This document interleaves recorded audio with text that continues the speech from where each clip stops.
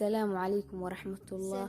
maalin baa waxaa nebigu u yimid saxaabi ka mid ah saxaabada, kadibna wuxuu ku yiri rasuulka ilaahay oo marka aan aadayo jihaadka waxaan u aadaa inaan ilaahay raali geliyo maalinna qalbigayga kuma soo dhicin inay dadku igu ammaanaan oo ay dhahaan hebel waa geesi ama awood ayuu leeyahay.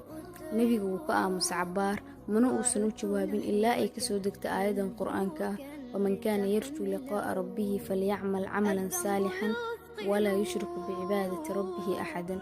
macnaheedu tahay qofka doonaya la kulanka rabbigiisa ha sameeyo camal wanaagsan, yuusan cidna la wadaajinin cibaadada rabbigiisa, yuusan caabudin una cibaadaysan cidaan Allah ahayn.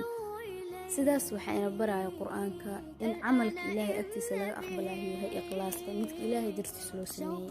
haddii aad wax samaynaysid waxaad u samaysaa ilaahay dartiis.